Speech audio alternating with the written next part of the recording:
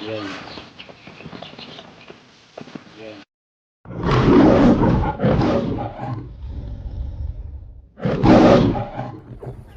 Okay, magandang araw sa inyo mga ka-chicken. Okay, yan, welcome back to sa ating channel mga ka-chicken. Nandito naman si Kid Leon, nagbabalik sa inyo mga ka-chicken. Okay, yan, sa mga bago pala mga ka-chicken, no? Welcome kayo dito sa channel. At kung ikaw hindi pa nakapag-subscribe dito sa channel, please do subscribe and hit the notification bell para updated kayo sa mga susunod pa nating videos o vlog na i-upload mga ka-chicken, no? Ngayon mga ka-chicken, sa araw na ito, nandito na tayo ngayon sa D20 sa pag-alaga natin ng sisiw. Balik hapon mga ka-chicken, day 19 wala tayong naging upload o naging record dito sa pag-alaga natin ng sisiw kasi may nilakad tayo, no? Kaya ngayon nakabalik na tayo dito, kaya i-update ko kayo. Ito na yung pang day 20 sa ating pag-alaga ng sisiw. O yan, makita nyo mga ka-chicken yung ating brother. Yan, nandiyan yung ating mga sisiw, no? Yan. Yan, ayos na ayos ang mga ka-chicken. Sa mga hindi pa nakapanood mga ka-chicken, ano? Sa mga bago pa lang dyan, hindi pa nakapanood sa ating mga previous vlog dito sa pag-alaga ng sisiw, panoorin nyo po mga ka-chicken yung day 1 hanggang sa day 18 sa pag-alaga natin ng mga sisiw. Lalo na yung sa day 1, ano yung mga dapat gawin natin sa mga bagong pisang sisiw. At kailan din tayo nagbakuna. Ito, nakadalawang bakuna na tayo sa kanila, no? Nagkaroon na tayo ng dalawang bakuna sa kanila. Yung binigay natin, alamin nyo dun mga ka-chicken kung ano yung mga binigay natin at kung kailan din tayo nagbibigay, no? At kung pakain natin, painom o naibahagi ko sa inyo mga ka-chicken araw-araw doon. Kaya tingnan nyo lang mga ka-chicken, o ilalagay ko na lang po yung link dito sa description box natin sa baba. Pakitingnan ninyo lang po mga ka-chicken. Ayan, bago tayo magsimula mga ka-chicken, pakilike nyo muna yung video natin bilang suporta dito sa channel. Ayan, pakita ko muna sa inyo mga ka-chicken yung ating 20 days old na mga sisiw. So ayan, ito na sila mga ka-chicken, yung ating 20 days old chicks na mga sisiw. Ayan, so sa 20 days na mga ka-chicken, nandito na sila sa ating bagong brother, no? Kung makita nyo sa ating day 18, bago natin sila nilipat dito yung ating mga sisiw. Yan, so nandito na sila sa ganitong klaseng brother yung ating mga sisiw. At makita nyo, wala na tayong pailaw, pero nagpapailaw din sa ako sa kanila tuwing gabi na lang mga ka-chicken, para yung purpose doon, magkaroon pa din sila ng init at makakain pa din sila, para ma-achieve natin yung ad libitum sa kanila sa loob ng isang buwan. Kaya ito sila mga ka-chicken, mas maganda dito sa brother nito kasi mas maluwag sila kaysa doon sa nauna nating brother na medyo nagsisiksika na sila, no? Ayan, ito na sila mga ka-chicken, yung update natin. Kung may makikita nyo mga ka-chicken, medyo may mga malalaki na mga sisiw. Ito, ayan, ito. Yan yung mga Hubbard natin, mga breed. Tsaka yung iba dyan, mga Rhode Island Red na yan. Yan, makita yung pagkakaiba ng Hubbard. Yun, mga Hubbard yun. At yung pagkain natin mga ka-chicken, nandito pa tayo sa starting phase ng ating pag-change feeding, ano? Bali, yung binigay natin na una sa kanila, yung Integra 1000, unti-unti natin introduce sa Integra 2000. Kaya, inahaluan ko na yan ng 25% na Integra 2000 para unti-unti sila. Pag next week naman, iba naman yung bibigyan natin. Ayan, nandito sila sa gilid, parang nahihiya sila sa camera mga ka-chicken, ano? Nahihiyain pala sa natin yung sisiw. Ayan. At saka yung painom natin mga ka-chicken, nandito po tayo pan day 3 sa pagbibigay natin ng probiotics. Ito, probiotics ito, yung binibigay natin ng painom kasi kailangan yan, lalo na galing tayo nagbabacterial flushing sa kanila, nagbibigay tayo ng antibacterial o antibiotic para ma-flush out yung mga bakterya sa katawan nila. So bali ano yun mga ka-chicken, nasa day 15 hanggang day 17 bacterial flushing tayo 3 days, at saka after noon dapat magbigay tayo ng probiotics 3 days din, day 7, day 18, day 19 at saka day 20 ngayon mga ka-chicken. Yung pagbibigay natin ng probiotics.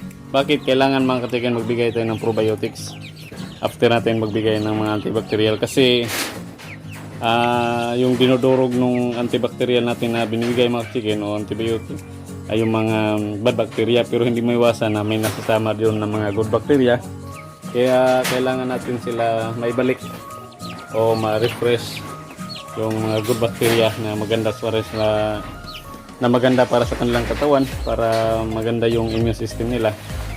Kaya ito ngayon mga chicken, pang D3 sa ating pag-alaga pang D3 sa ating pagbibigay ng probiotics. Bukas abangan nyo naman mga chicken kung ano na naman yung bibigay natin sa kanila. Yan, nakutuwa na mga chicken yung ating mga sisiw. Yan sila. Kita ko na mga chicken yung mga Hubbard natin, oh. Yan, si tumutong ka. Yan, Hubbard natin mga chicken na bread. Tingin ka sa camera.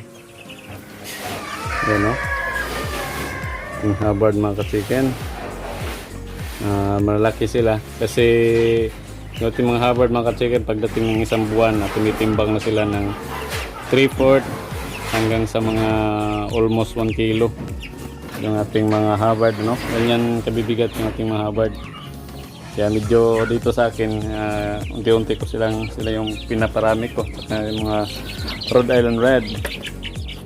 Ito sila Hubbard natin, no? Yan. Nakatuwa sila tingnan mga chicken. Ito mga Hubbard. Ito na yung update sa kanila mga chicken, no? Mga 20 days old na Hubbard. At saka yung mga Rhode Island Red natin. Yung iba. So yun. Ito. Nangangagat pa.